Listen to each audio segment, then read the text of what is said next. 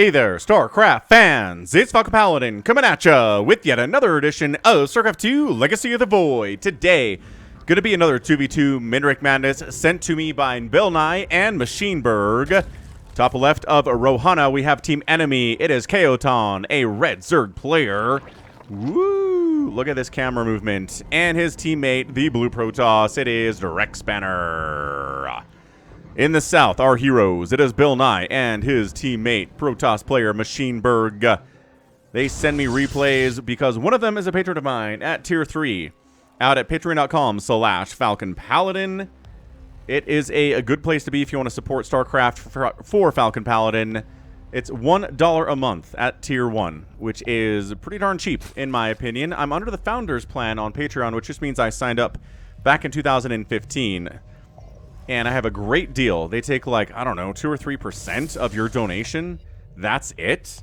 With new creators, it's like 10% or more. So if you want to support me with most of your money, the vast majority of your money going to Falcon Paladin instead of the platform you're supporting me on, Patreon is the way to go for scheduled monthly support.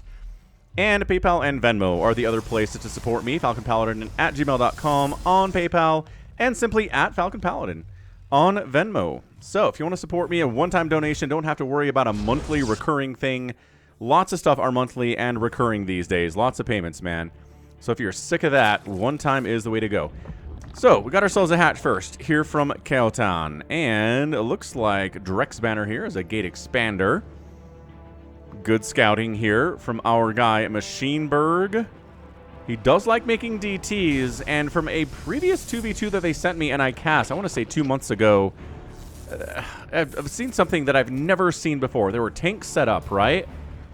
And so MACHINEBerg here sends down Adept Shades to sit on top of a tank, and then the Adept shows up there, right? And the other friendly fire tanks take out that tank with splash damage. It's like one Adept for one tank. Not as cost-effective as Zealot bombing or like doing it with Lings, but still. What a great place, dude. Or great idea, I guess. Second base coming in from BillNye. Down south. I'm still not sure which one of these dudes is the patron of mine, and I think I've asked, but they don't want to tell me, so I'm not going to worry about it. One of you guys is the guy who sends me these replays and is a patron, and I appreciate it. Reaper's showing up, trying to kill a entire cyber core by himself, which seems like a really tough shenaniganry. Let's not try to kill an entire building. This is not Wings of Liberty, man. Look at this. See, this is when I'm playing team games and my Protoss teammate is like, ah, there's a Reaper. Save me, Zerg teammate. And it's like, you guys, I have slow Zerglings and I have Queens. What am I supposed to do?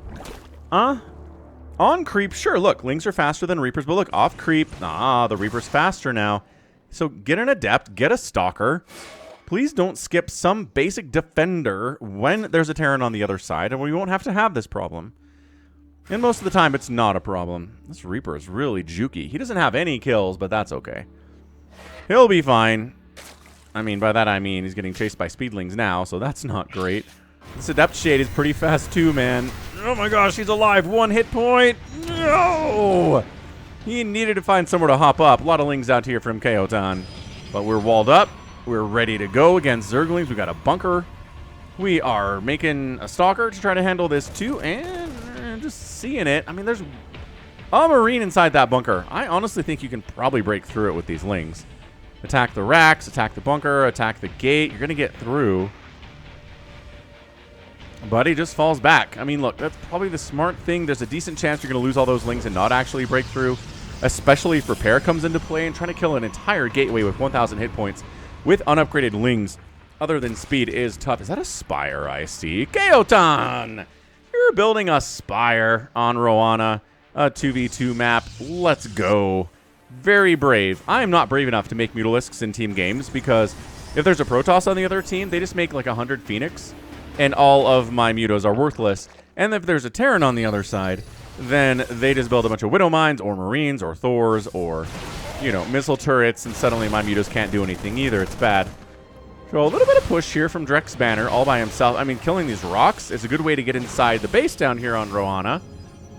Yeah, it's going to take a while, though. Yeah, that bunker now has way more than one Marine inside it. There's 4 there. Phoenix ready to lift some stuff here from MACHINEBerg. What's our Terran doing? Siege tanks, love that, but building more and more barracks, right? We're getting a Banshee. We got a Cyclone patrolling in case an Oracle shows up, or, I don't know, in case a bunch of Mutas show up.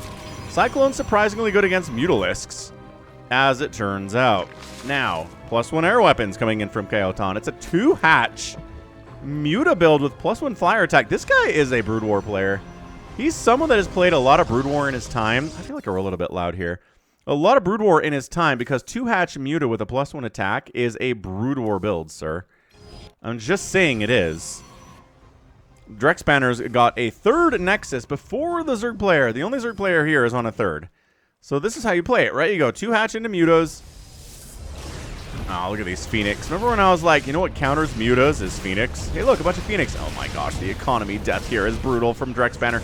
Yeah, and now these Mutas are like, we'll handle you. And it's like, no, does this Phoenix player have any capability to handle Phoenix properly? They do. Oh, then all your Mutas are dead. Huh. Well, that sucks. All your Overlords are going to die too. Just... Stalkers are a problem. Admittedly, Stalkers are a problem. Killing a couple more probes on the way out is just adding insult to injury here. BillNye getting a 3rd Nexus down south. This Zerg player, dude. So yeah, in Brood War, what you do, you get 2 hatches as a Banshee is killing his drones now. You make Mutas, you make a bunch of them, that gets you map control, and then you can get a 3rd base. But unfortunately, Phoenix don't exist in Brood War, so this build is not as good. You know what's really good against Banshees, though? Are Mutas. So we handled that Banshee pilot. Not too terrible, I would argue. 2 drones did die. 11 probes of DrexBanner have died. So economically, not happy about that. But getting a 3rd Nexus actually already done. You should be happy about that one. Now, +2 flyer attack. All right. Kaotan is kind of sunk cost fallacying here right now, where he's like, well, I've invested in Mutas. I might as well keep making them. Here comes an attack. He's just going for it. No Banelings at all. Just Lings and Mutas against a hard wall with siege tanks in Marines and stuff. That's a terrible idea. Look at these Phoenix. Blah, blah, blah, blah, blah, blah. Get some Banelings. Dude, if you want to attack into this, get some Banelings, bust that wall, and get in there. I love getting over here into this 3rd base, though, of BillNye. Yeah, the Stalker is covering the Mutas at least a little bit. Call that lift, though. Yeah, I mean, just ow. Those Mutas, they have such a bad time. The +1 attack's helping them. Phoenix are dying because it's good control from MACHINEBerg. It's not perfect control from MACHINEBerg. Oh my gosh, more Banshee up here, huh? 5 kills on that sucker. Gonna die now because, I mean, Stalker Mutalisk is like the worst composition for Banshees to fight. Maybe not the worst in the entire world, but Banshees do not like seeing those units coming for her at all.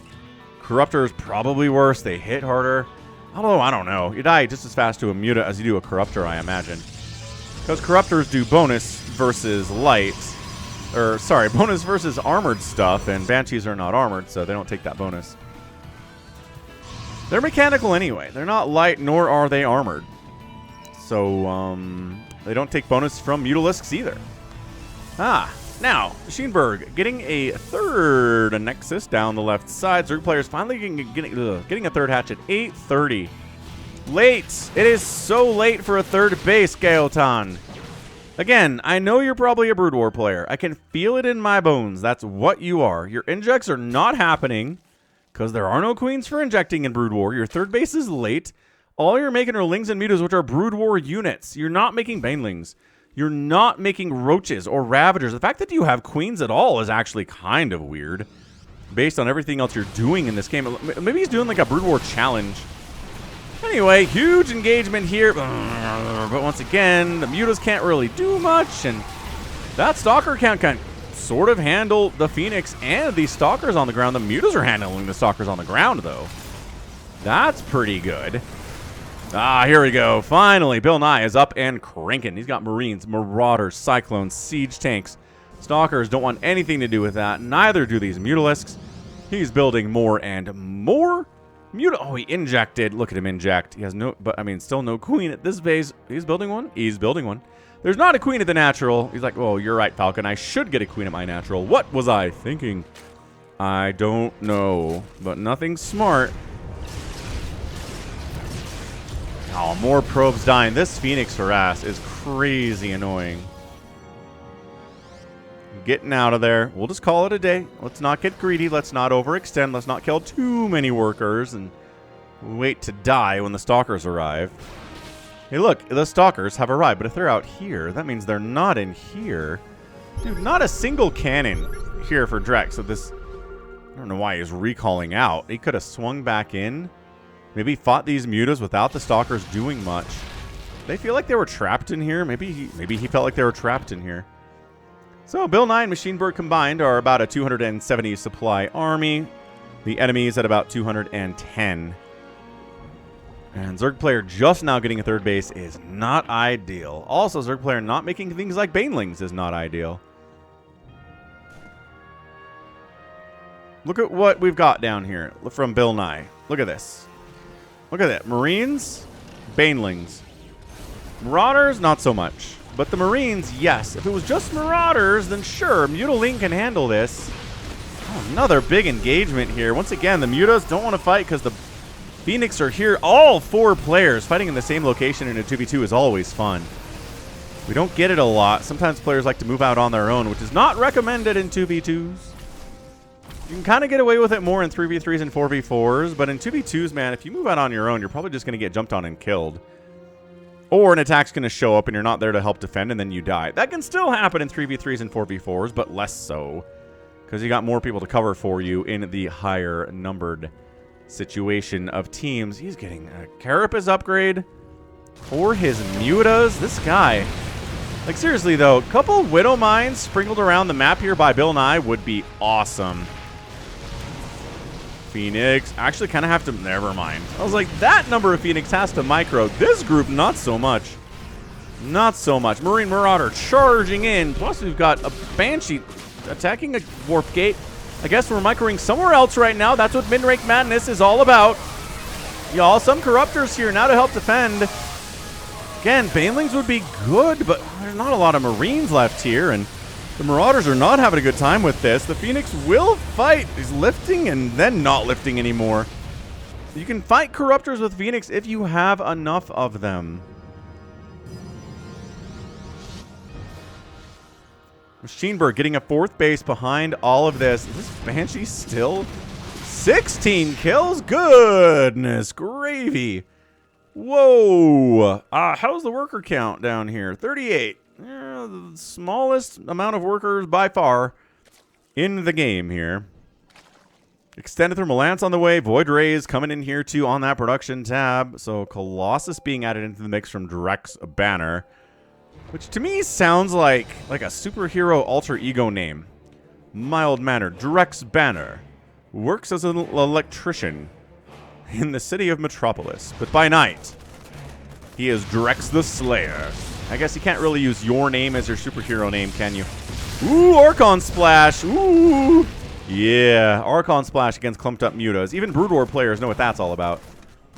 Yeah, this dude, if all he does from here is make like Ultralisks, get Adrenal for his Lings, he doesn't make any Defilers, right? If he just does these things that are only in StarCraft 2, I kind of respect the hustle. I mean, he's using Queens, I think, because not having Queens, not using Queens in StarCraft 2 is not viable. If you're doing a Brood War challenge, you got to use Queens. But look at this. Spines. These are the sunken analogs, right? Sunken colonies from Brood War are now spine crawlers. They're a lot more phallic shaped now. Although I guess they're kind of phallic-y when... Anyway, the whole concept behind it has always been kind of that way. Siege tanks getting hits off and kind of in the front, but then the engagement here is not looking great for our guy BillNye. But on the other side of it, the Protoss is crushing with Zealots, Void Rays, Archons, High Templar, sniping a Nexus down. Got to come over and try to deal with it. That hatchery lives. There are Phoenix harassing by MACHINEBerg. While all this is happening, MACHINEBerg is having a day. The last month's game with MACHINEBerg, I was kind of like, a little bit sloppy MACHINEBerg. I don't know if maybe he was just tired or maybe he was drinking. Who knows? Drunk StarCraft is a thing. But this MACHINEBerg is on top of it. By that, I mean he's on top of these gateways. I mean, getting into that mineral line, killing all those drones seems pretty easy, too. This responding army from DrexBanner seems to be enough to handle this. Oh, the Archon's getting all the splash damage on these poor Mutalisks. The Void Ray is getting wiped out, though, by the Mutas, which cost for cost makes a lot of sense. Kaotan's down to 70 supply. All the drones at his natural base just died. I think they just need to focus on this hatch. I mean, they're not going to kill it, I suppose, but attacking into this big Stalker Colossus army is not going to get much done either. And then we're back over here now. I mean, look at this stuff out of BillNye. BillNye looking good. He's got 2-2 upgrades for his Marines and Marauders. The Siege Tank has +2 attack, too. And then here comes the Protoss army from DrexBanner trying to save the day again, and he does. With the support of Kaotan, we will wipe out this army, but a lot of the economy of Kaotan is crushed. It is crushed into a fine paste. Ooh, bad. The worst of times. Yeah, let's see how many workers he has. 26 somehow. How does he have 26 drones? I guess he has 6 there. And some idle ones here and like 10 there. And BillNye has an expansion over... Oh, all right. Well, wait. Kaotan's using Corruptors. That's not a Brood War unit. Never mind. Brood War challenge canceled. He made Corruptors out of necessity, but still... Yeah, now it is time for the defenders to have the advantage here. As you're not breaking into this, the handful of Stalkers and Colossus. I'm sorry, DrexBanner. You have 60 supply remaining. You're not expanding. You're mined out of all of your bases, but this one, you're not even fully saturated on the base that you have. Yeah, it turns out Colossus against Archon's not very good, but Stalkers are pretty good in that situation. Charging in with Marines and Marauders to snipe the Colossus. How many kills that one have? 13 is not bad. Archon's just good against Colossus. Colossus intended to kill light units. Guess what's not light? Archons. They are psionic, baby. They're not armored. They're not light either. They're their own type. And MACHINEBerg's down here on the beach, enjoying a nice vacation and building a base down here. This is a nice little beach base. It kind of makes me want to just hang out on the beach instead of, you know, going into battle. So maybe not great then. Not great if you're trying to win a war. Look, it is an Ultralisk Cavern.